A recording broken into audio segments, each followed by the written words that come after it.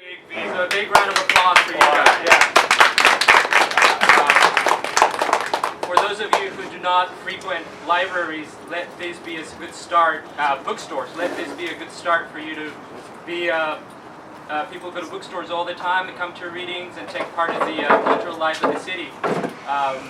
Anyway, I have Graydon Miller here with me, and I am Patricio Maya, and we're going to be sharing a night of essays and short stories and just cultural conversations, I guess. So, great. Conversation continues. Thank you, Patricio, my partner in publishing and poetry, and you're going to enjoy selections from his fantastic book of essays, Walking with Fante and Bukowski. I'm Graydon Miller, and I will tell you the details of my biography. I grew up in a dull farming town. I was born to parents who were as surprised to see me as I was to see them, and I thought I was an only child until my sister was born. The central fact of the Havana Brotherhood, these are stories that written during my 9 years residence in Mexico, and I formed the book by translating 3 that had not been in English before. I wrote them originally and partly were published in Spanish. And this forms what is a dream come true, a book that it's something I believe holds together. And we're going to make this great because I've been waiting for this for 17 years. So let's go. All right.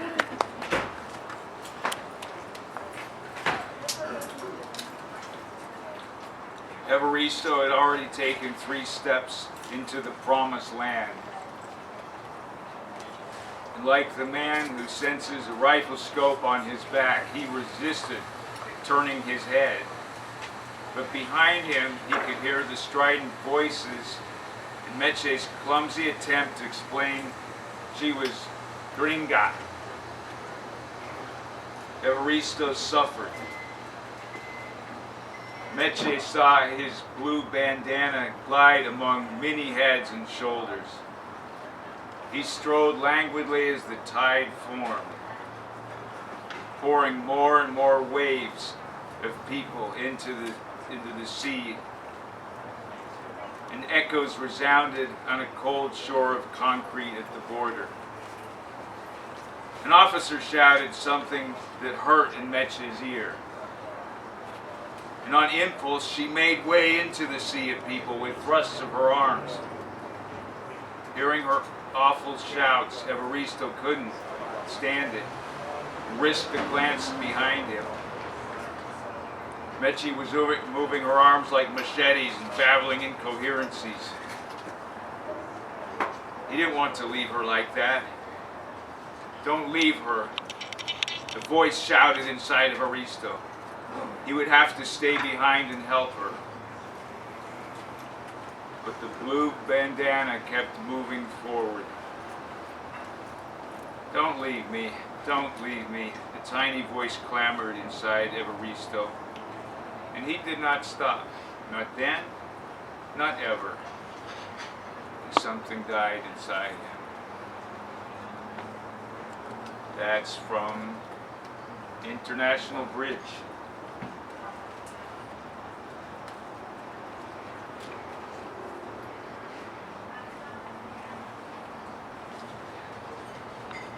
This one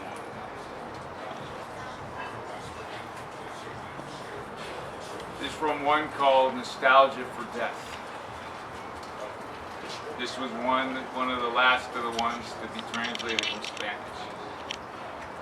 It's a story I'd almost forgotten about. It came time to leave the prison and breathe the air outside. I crossed the road and boarded a bus for San Francisco, my shoulders lost in a polka dot shirt 2 sizes too big. In a bundle I held my old bellboy uniform, its buttons rusty, its red now faded. I lived such intense moments observing the passengers. I was still in a daze, my eyes unhurt to seeing all I was seeing. The bright sunlight slashed through the side windows of the bus. A boy with headphones moved his head to the beat of an unheard tune next to an old lady with heavy shopping bags for suitcases. A harried mother carried a baby on her legs, and there were two nuns with their nun hats. They didn't smile. And a fat man with a beret and a placid expression. I gazed raptly at all the faces. I realized they were joined by one thing. A sad sediment in the bottom of their eyes. They were in the jail of sadness, while the joy of having escaped death row flooded my heart.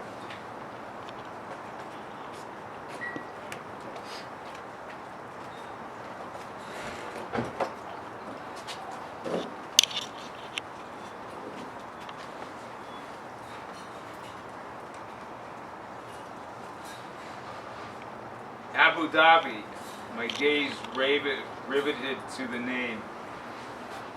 To tell you the truth, I had always had doubts such a place existed, quite sure Abu Dhabi was one of the hyperbolic man's fabrications. The newspaper article about BCCI got me thinking. I phoned Mr. and Mrs. Powers in Memphis. Did you see the news about BCCI? It's really something, Mark's mom said. I believe I've solved the riddle of Mark's death. This was my gift to the Powers, concocting a superbly hyperbolic death for their son, Mark, the hyperbolic man. The BCCI story provided the missing link so I could explain Mark Powers' demise and cleanse away some of the unfairness of his death. After all, according to the super in Mike's building, he'd been found sprawled with his hand clawing air nearby a telephone receiver off the hook. He'd known too much. In BCCI's New York offices, somebody snatched his inhaler during lunch break, provoking his fatal asthma attack. Yeah. He was rubbed out, I said. Well, that's wild. That's wild, Mrs. Powers laughed. Mark would have really loved that. You know how he adored that cloak and dagger stuff. So how are you doing, Jed? Mrs. Powers asked. Great, I said. I'm living in a big house with a view of the Hollywood sign. So how are you doing, she said. Oh, I'm sorry, I already asked you that. How are you doing? I know how you're doing. I'm so sorry, Jed. It's okay, I said. I'm living in a big house, all right, but with a lot of weird people. All of us are in rehab. Gosh, she said, not knowing what to say. Telling some people you're in rehab, it's like telling them you're an axe murderer. That's from Angels.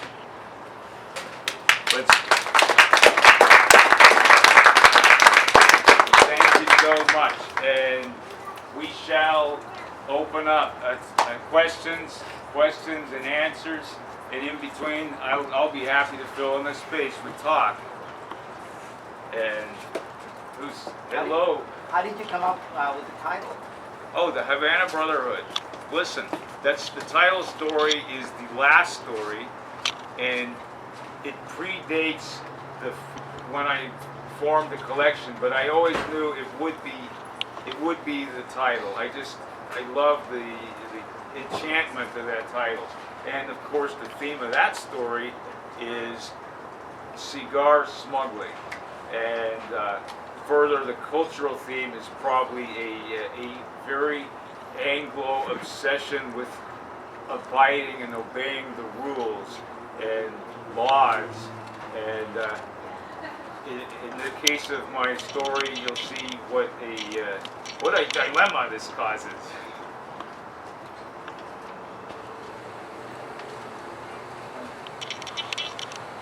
Yes. So I was in class last week, and we talked about, like a little bit of your past and how you grew up in Central America, whatever, white predominantly, but you took interest in the Hispanic culture, Latin culture. Yes. What made you do that? I know you made a remark about you could have gone England or you could have gone, Yeah. Hispanic. What led you to do that more? Like, why not take the other route? Yeah, for me, growing up in California in a farming town, it was actually predominantly Mexican population that arrived there through labor with the earth.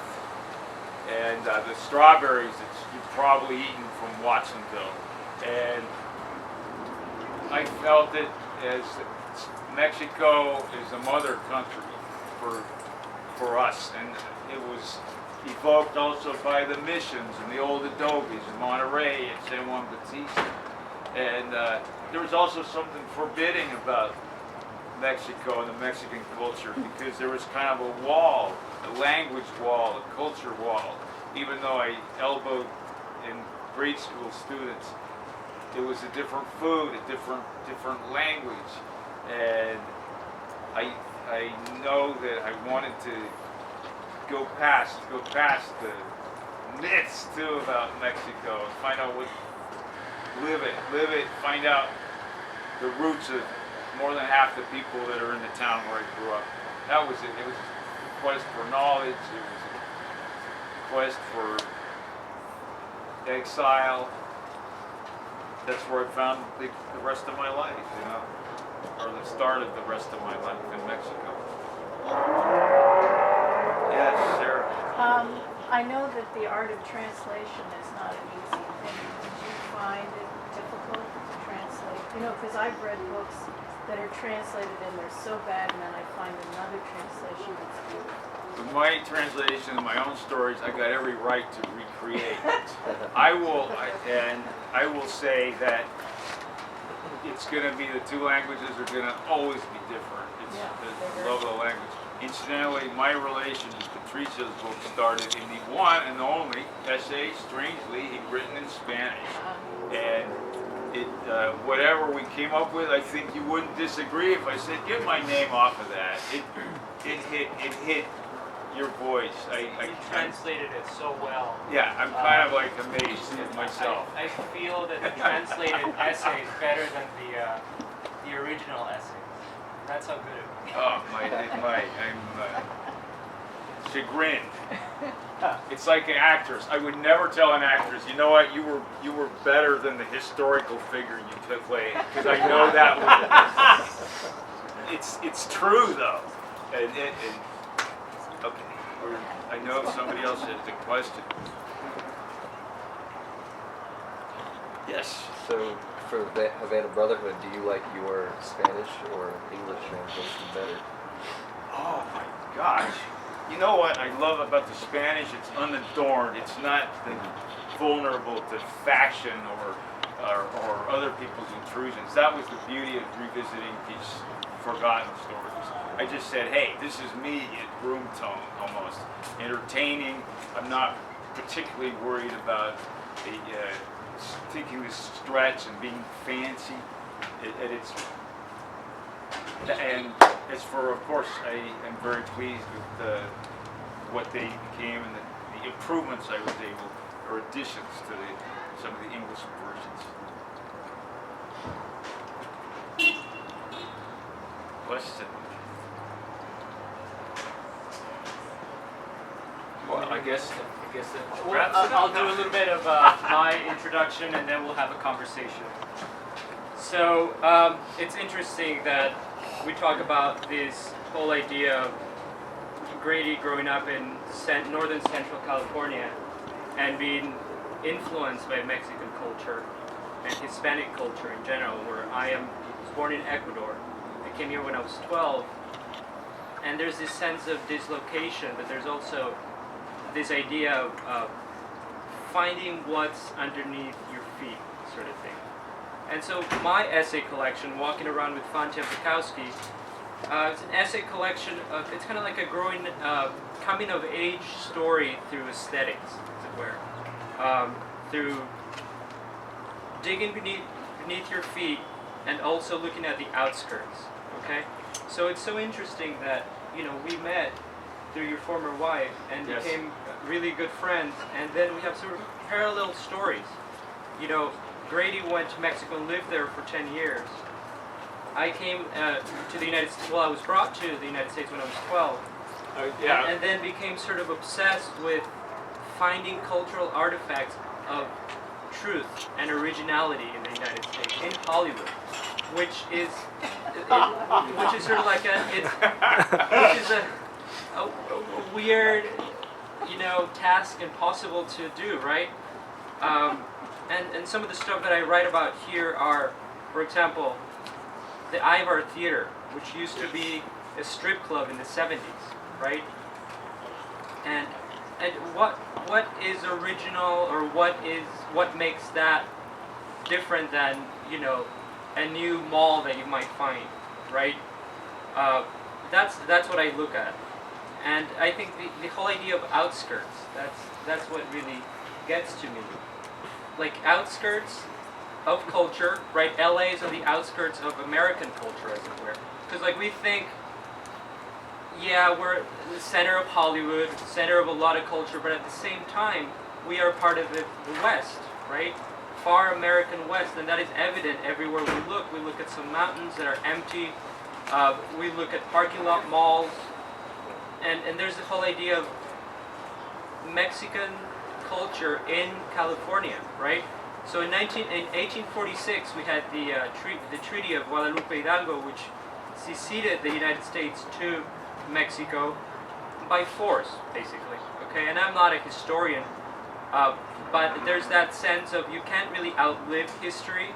So you look at, for example, the history of American slavery, right? And you look at incarceration rates of African Americans, and you see that history of former slavery is still here, right? And I'm not really trying to make a political point, but the point that I'm trying to make is a point of like you can't really leave things behind in terms of history, okay? So the United States, California was part of the Southwest, was part of Mexico, and that Mexican culture never went away, right? It was still always here, and that is something that also interests me, and I guess that is part of the dislocation thing, where it's like trying to find that Hispanic culture in the United States, in California, so that you wouldn't be, or I wouldn't be, sort of so peripheral, culturally peripheral, right? So one thing I thought about recently was, okay, so we have that deep Hispanic culture in California. Well, I thought, let's think about 3 great Spanish language novels that have been published in California. There are not many. So that idea of the lost Mexican provinces are here, right? With names of streets and names of towns. But that same idea of being sort of on the periphery of Mexico, right? Because the capital, Mexico City, is way to the south. We have big cities like Guadalajara. And then in terms of America, the United States, we have New York, we have San Francisco. So the LA is so far away from both of its histories, make it a peripheral city. A far west and a far north city, okay? So that's where I was sort of like getting to in terms of my essays. And I think the idea emerged later. Let me just read a couple sort of paragraphs from some of my essays.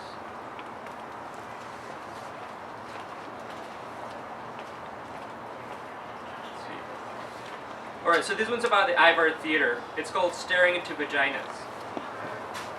It was probably a Sunday in the 1980s. 3 people stand out in the photograph. A man in a wheelchair with his back to the camera, a naked stripper above him on stage, and another man taking a photo. Something about the man in the wheelchair's body language spells out submission. His hands can't be seen, but they could be clasped. I believe they are. The short man taking the photo is wearing black and has his back to the camera. Then there's a naked woman, the performer. She could be Barbie, Miss X, Silky, Angela, Hell's Angel, Aisha, or any of the other girls who worked at the Ivar Theater. She's obviously the focal point of the action. So here's the photo. It's possible that he does, though it's also possible that he doesn't have an erection. One thing we know for sure, at that very moment the photo is being taken as the stripper contorts her body above him. The man is anywhere else but in the wheelchair. He's probably walking or running somewhere in his head. He might even be flying like a wild bird above the Hollywood mountains, as I believe he is. That's what this particular stripper is doing for her client. If you look at her body, her hair, and the whiteness of her skin, she resembles a bird or even a cherub more than a stripper. You almost expect her to pick him up by the shoulders and fly away. It was probably a Sunday in the 80s. Sunday was Bring Your Camera night at the Ibar Theater. So that's where let's do it. That's where I try to look at a particular LA staple, right? And it's that sense of, we don't have a lot of cathedrals, right? But we have this, so let's look at that. Let's look at photography and let's try to look at history through those eyes. And let me just... Strip joints. And strip joints. And here's an idea of cultural dislocation such as my own, really, that I found in another artist. This essay is about Almagul Melnivoyeva, who is a performance artist, video artist. Russia conquered Kazakhstan in the 18th century. By 1936, that vast Middle Asian country had become a Soviet republic. This means that for the most of the 20th century, indigenous Kazakhstani culture was de-emphasized in favor of Soviet culture. Russia became the country's official language and communism the official system. The loaded term cultural genocide has been employed. This much is certain. For several decades, a set of cultures was forcibly repressed in favor of a foreign ideology. Call it what you will, the scars are still there. Kazakhstan became independent in 1991. Discarding the Soviet ways and going back to Kazakhstani culture seemed like the natural next step. The dilemma is that Soviet immigration policies had shifted the country's ethnic makeup. Nowadays, ethnic Kazakhs make up about 60% of the population. Russians, Uzbeks, Ukrainians, and others make up the rest. Russian is spoken by over 90% of the people and has remained the country's intercultural language. Finding a common Kazakh mythology for citizens to gather around seems difficult, to say the least. Yet Almagul Melnivoyeva is giving it a try. Why? Performance artists have a penchant for Herculean acts. Also, her quest fulfills a personal need. Here's what she said about self-identity during a recent interview. People born in the Soviet Union, quote, people born in the Soviet Union, we don't know our past. I learned traditions when I went to my grandmother's village. But in the village, you notice only the rituals and everyday behavior. The intellectual information you cannot get because it's very sad to say, but during collectivization, during the 1930s, where there were a lot of people who died, moved, and ran away from the communists, it was hard to get information about who you are, where you came, and why. There was this big gap. I used to say, I'm a modern person, but who am I? End of quote. Here the idea of atavism emerges.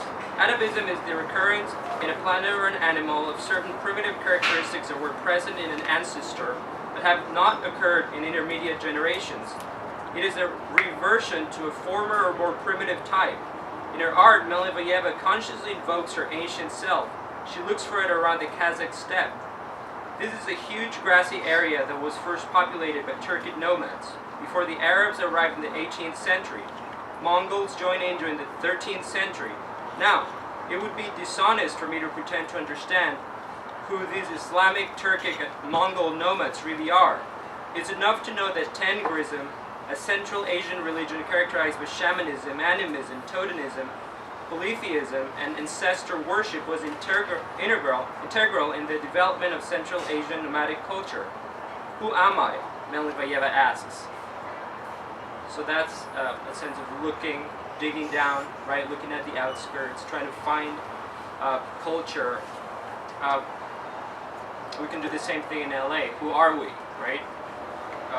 Culturally, American, sort of underneath our feet. There's the Mexican past. I'm gonna read one more, slightly longer piece of an essay that will give you a greater sense of how I relate to this dislocation and this sense of culture. So it's called War Video Games and Heavenly Omens. I'm here at a cyber cafe on 6th and Alexandria in the middle of Koreatown in Los Angeles, California. It is exactly 4:32 in the afternoon, and outside the temperature is 76 degrees, and the sun feels like a California sun always does. I'm the only Hispanic person in this dark room with PCs on both sides. The other clients are Korean teens that come here to play war video games. The Korean owner is also around. He's 50-something and wears thick glasses. I think there's vodka in that glass he never lets go of. He charges $3 per hour for computer usage, which strikes me as too much. I just told him he should charge me $2.50 as I come here all the time, but he said no. He said he would give me 10 free minutes instead, such a nice guy that he is. Lately I have had to pay for computer access because last summer a man, I assume this was a man, came in through my apartment's back window and stole my Apple computer just like that. He didn't take anything else since then. Since then, I've not had a computer.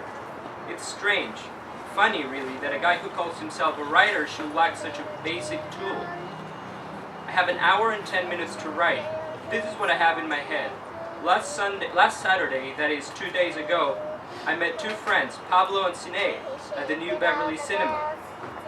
I got there early. As I was waiting in my car at the corner of Beverly and Formosa, I went through something that could be part of a Paul Auster novel. Many Jewish men dressed in black were out that night. Their black hats and their suits probably coming to or from a nearby temple. I was in my car, in my own world. I wasn't feeling well. I don't know which came first.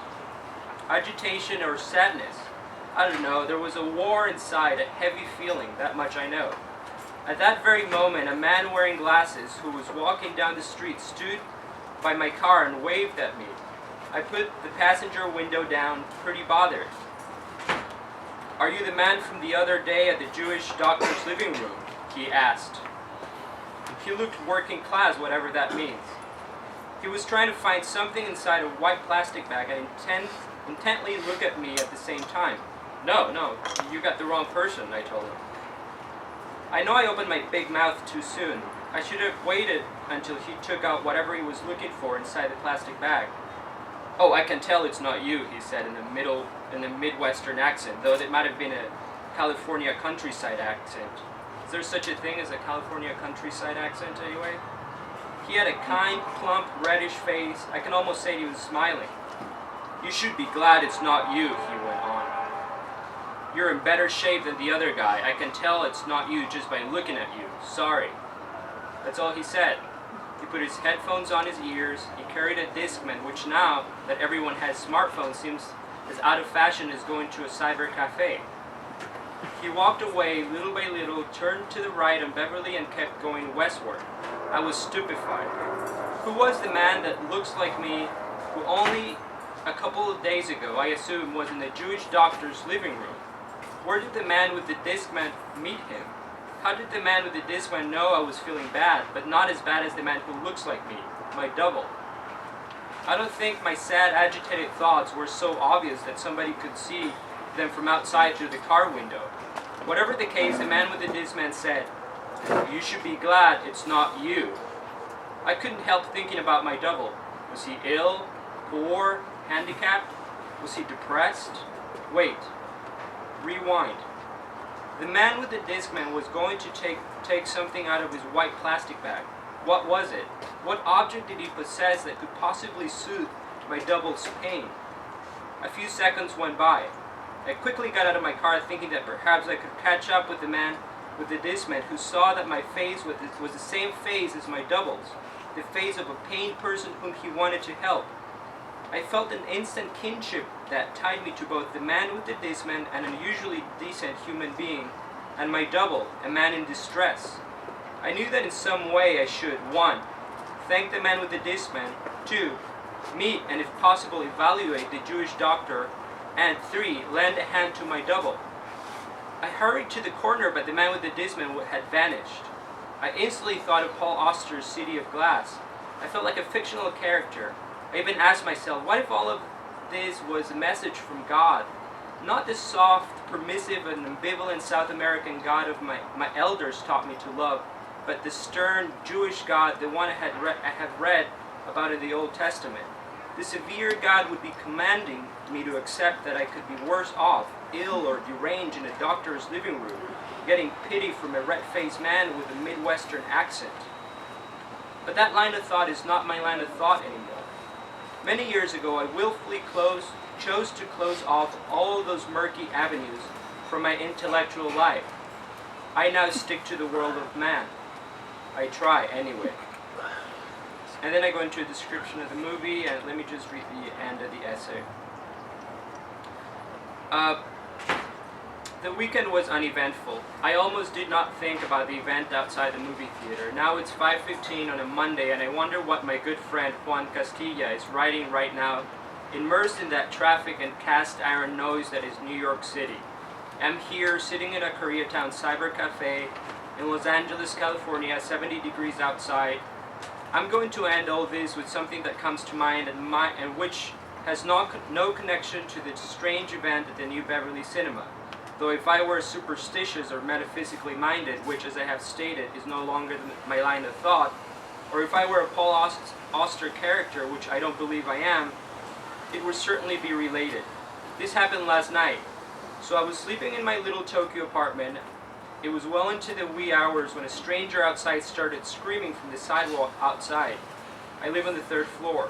The screams were those of a beast in the gallows, to put it mildly. They were desperate, hurt, rabid howls that went on for hours on end. I thought about calling the police, but did not do it. I was dreaming in my bed and could half-consciously think that his vocal cords were about to shred. Those screams had such a strange impact on me that they filtered into my dreams. I can't recall the dream's plot, only a few images: a back alley, an all-black dog, a green trash bin, and a man who was screaming because somebody was not letting him in somewhere, some type of party or convention. Who was the man screaming in my dream? When I woke up, I verified that the screams had been real. I talked to Nikki, my roommate. She said that when she was coming home really late from a party, she ran into a screaming young man who was punching the sidewalk with naked fists, crying about some love stuff. Nikki also thought about calling the police, but didn't. Again, if I were a superstitious or metaphysically minded person, I would draw conclusions or messages based on those two weird events, but I will not. I will just let them be part of reality. Well, the Korean owner has come up to me. He reminds me that my time at the computer is over. He stuck by his word and gave me 10 minutes of free computer usage. I look around and see that the room is still full. Not the same clients, now there's a female, but every single one of them is playing war video games. Video games, particularly the ones about war, do not attract me in the least. My virtual wars lie somewhere else. With my stack of books, my dark skin, and my 3-day beard, I must look like an alien to these pale Korean teens with their glasses, their soft manners, and their video games full of bullets and explosions. They too are like aliens to me, and yet we exist side by side in the same cyber cafe, the same 76 degrees outside, under the same sun, killing time in this long, musty room in a strip mall in Los Angeles, California in the year 2013. That's it.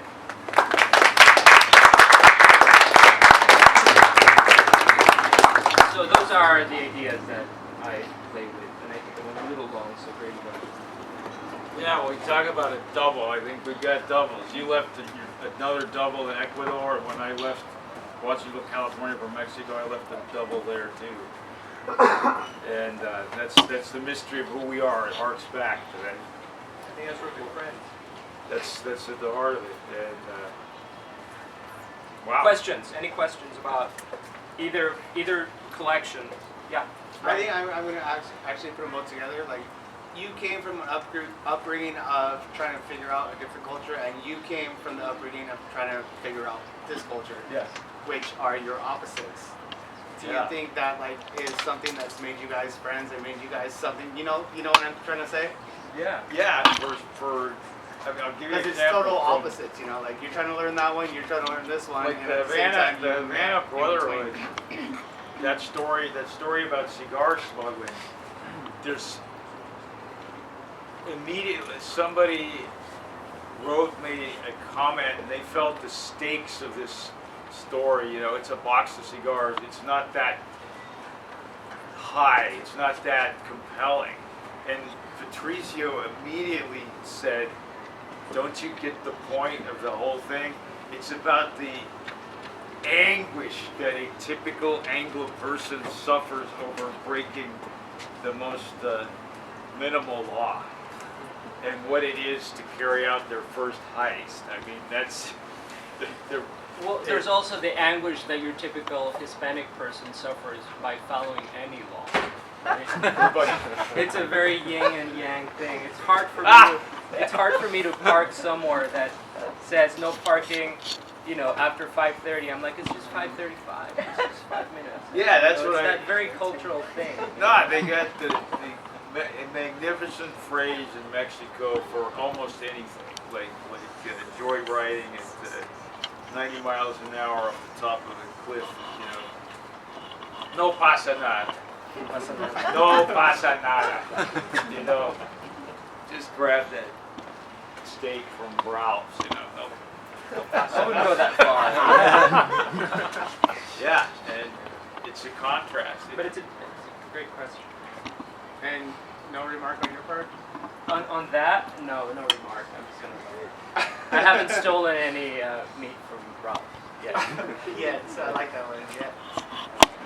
But there is that cultural thing of like, and I think that's the whole idea. It's very different. It's very different. It's different, but you guys, it seems you're searching for the same thing in a sense. Like you're searching for Yeah. the culture that you don't know, and you know, same as you. But peels away our supposition, like our You know, bedrock suppositions, yeah. basically. So, like you said, it's like a yin to a yang, and I think it's just like that's exactly what it Also, was. Like because the yin and the if you yang. look around and you see, like, you forget about the freeways and the buildings and the Beverly Center and this and that and, you know, the LA Cathedral. Well, we both and we all inhabit this sort of like outskirt.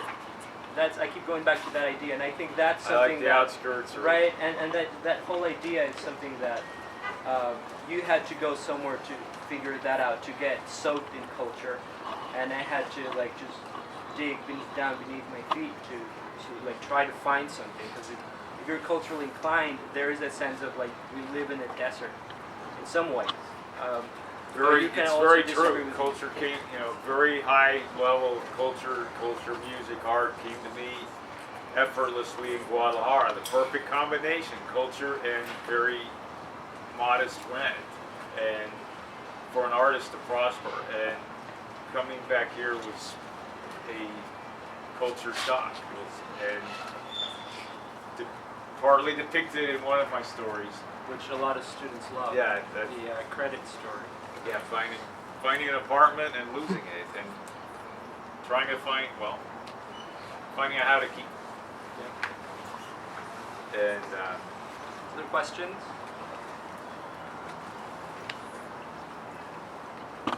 yes, So you think that being uprooted, being somewhere strange where you're not familiar with, can make you more open to absorbing culture and things like that? yeah, very much so. I mean, in strange ways. Like I was probably covered by Mexico's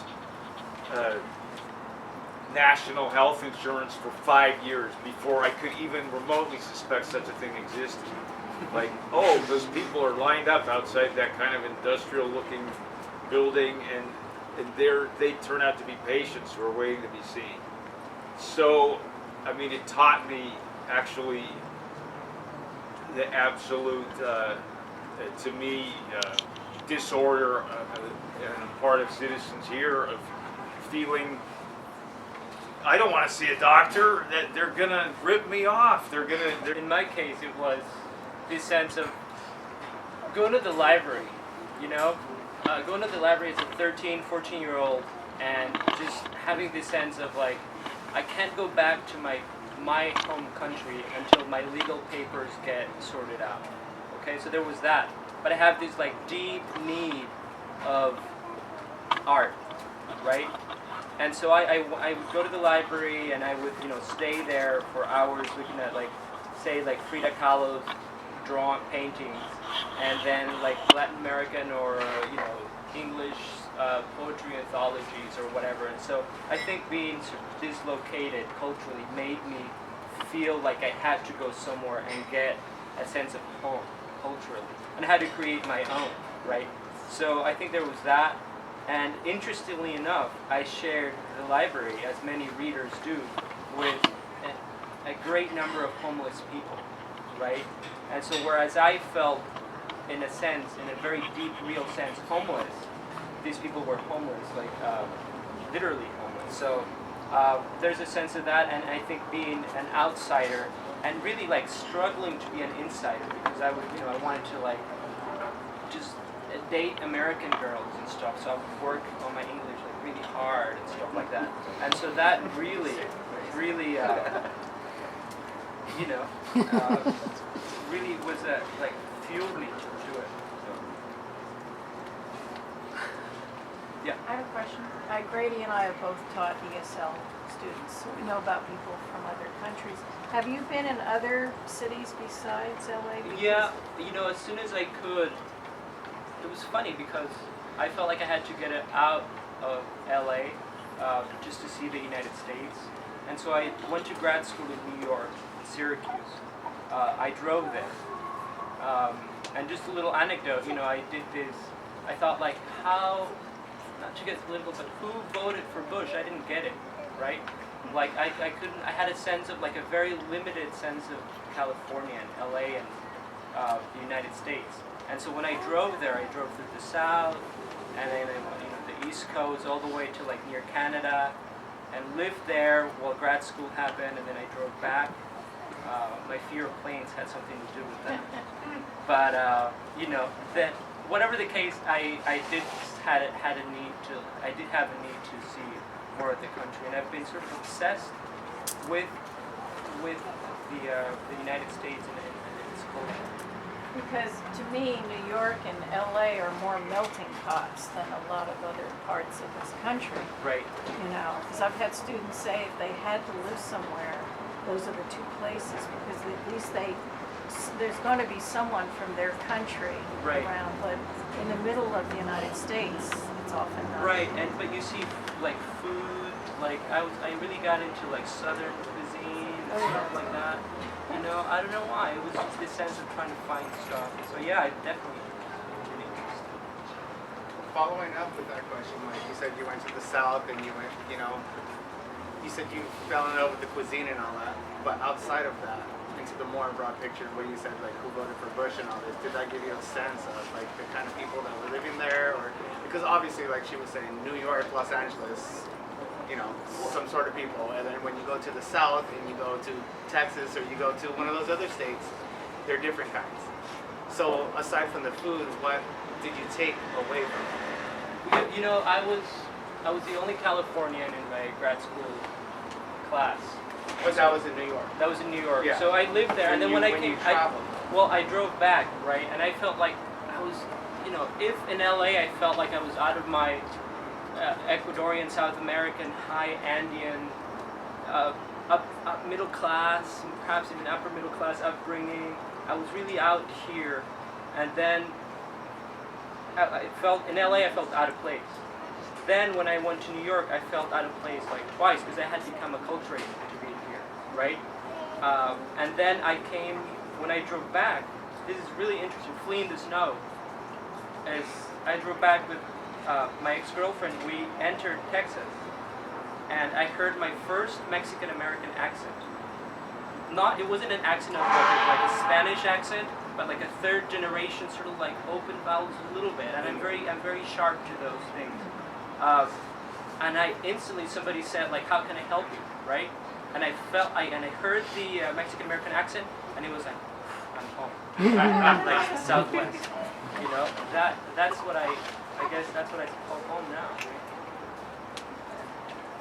Yeah, it's something, it happened to me in Memphis too, where I lived at times during the 80s, and actually at that time, I just felt the absolute lack of Mexican culture. Like that was part of my, it was just so, it was a very patent dimension of leaving Memphis behind.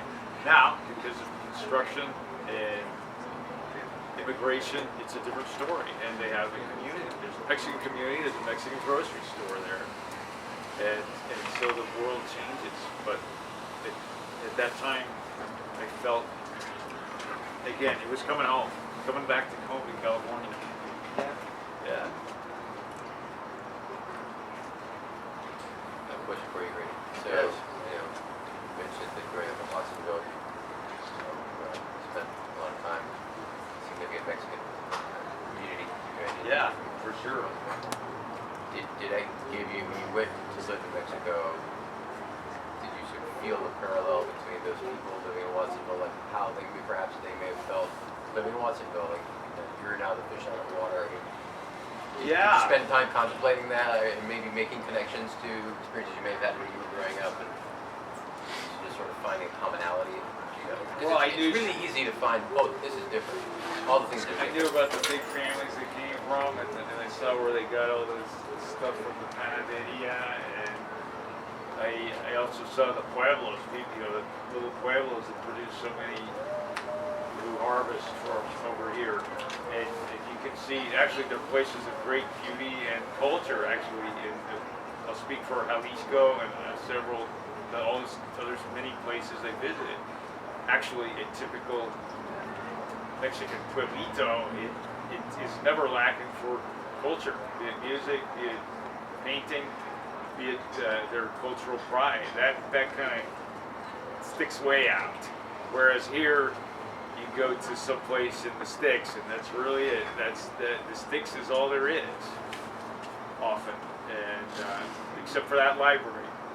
That library, I same way. Even though I didn't like to read so much, but as a grade schooler, I totally gravitated that place.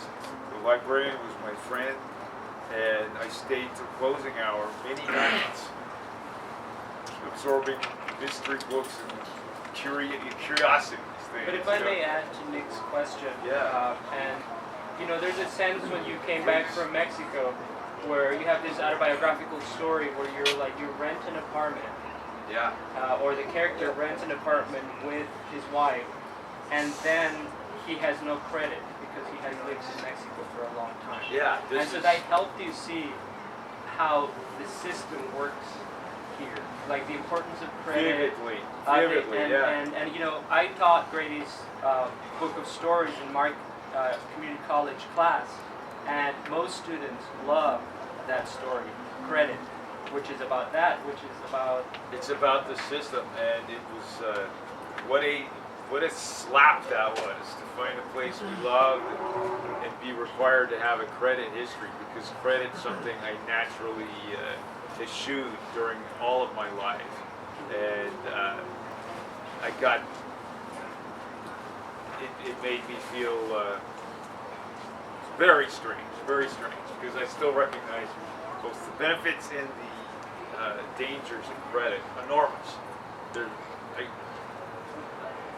exceed maybe my realm, but I consider it. There's a good part of the population that's condemned to absolute economic impotence. And I think that's where depth is of observation, like sort of like seeing the oppressive systems and like speaking up against that, but at the same time embracing them for what they are and how they help, right? Like you need credit. It's beautiful, and it's impressive, but it's also it's like that. That's where if you keep your eye on the ball, it's beautiful. Yeah. You can still get a house in Las Vegas. Do you make the connection of, okay, you're an American citizen, you grew up in Central America, all this, and despite everything, you still needed the credit to get your place, as opposed to someone, an immigrant, coming over, you know, Yeah. and they have nothing, and they're still working with the hardships to try to Oh get my the same God. thing. Well, I tell them actually this. I swear to you, the first place you go to Curacao, and those are the first people that ever gave me a card. By the way, You should explain what honest. that Oh, Curacao, it's a Latino Curacao, wine store. yeah. Yeah, Curacao. They say that I owe them. B of A wouldn't do it. Curacao, they gave me I owe my them first money. U.S. credit card, man. Yeah. is. Which they gave me mine when I was 17, so that I could like get, you know, a lot of Their equipment. Pennsylvania. So, It's amazing. It's just amazing. And yeah, it's fascinating. Being uprooted, I think, inoculates us. It opens our eyes, our hearts, and never ends. never ends. Yeah. I certainly discovered something about the U.S. It was like, as far away as I traveled, I get closer to the heart of the United States. Yeah, you know what I like to say? I like to say that I love Ecuador, my home country. I like you love a grandmother. I can't like criticize it, right? It's just so there. It's part of my roots. But the United States, I love the United States like you love a lover. Like I have arguments with it. I hate it. I hate politics. I'm against it, but yet I'm like driving across country and like trying to find the food. And it's like that's something that Yeah, I think I've yet to explore.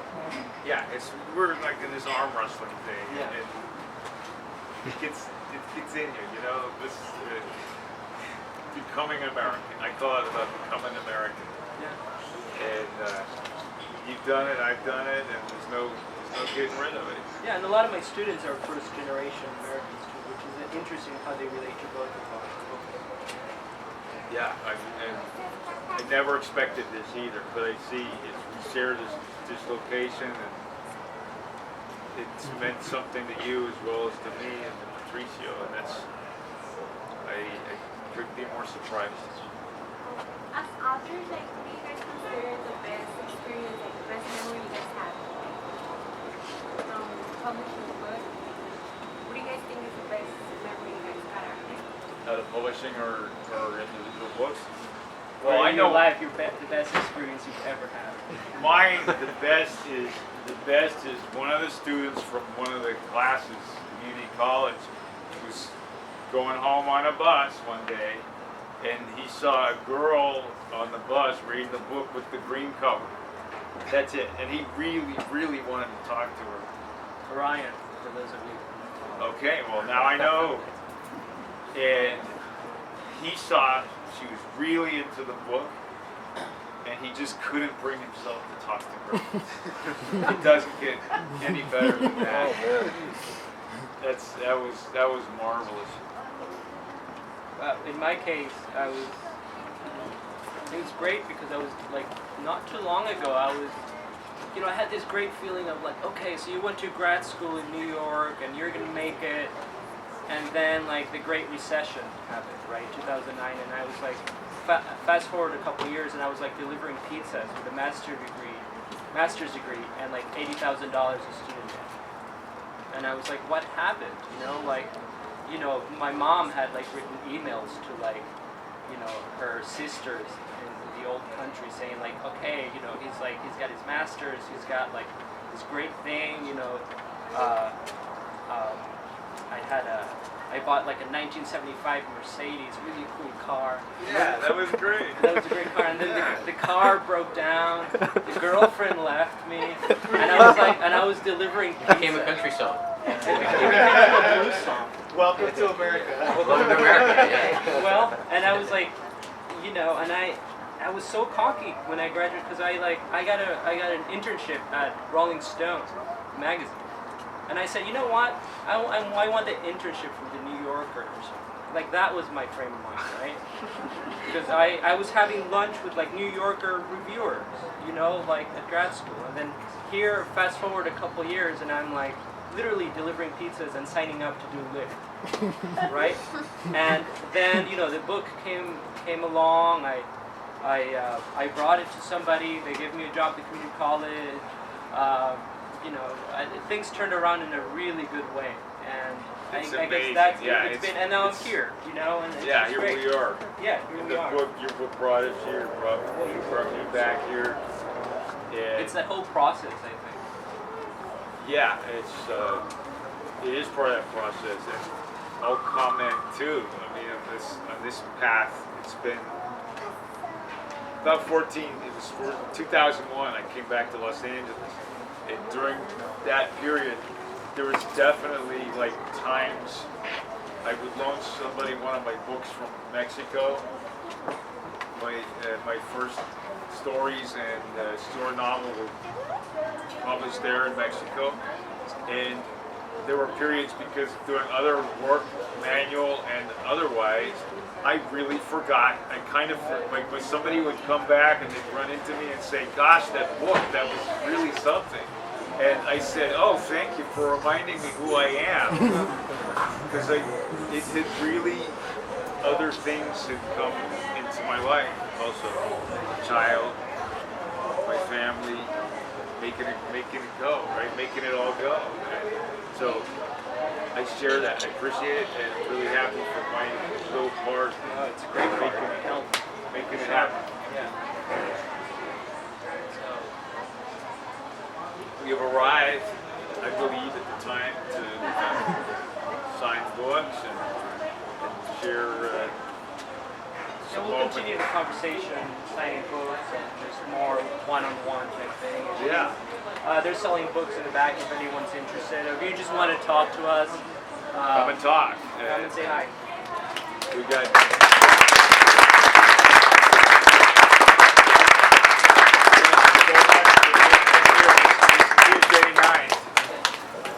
And I gotta tell you one funny thing. Months ago, for some reason, I penciled in on this night Carnegie Hall on my calendar. Honest, hello, Bernard. I'm so glad you're here. And by gosh, well, I got it. I got it. This is it, folks.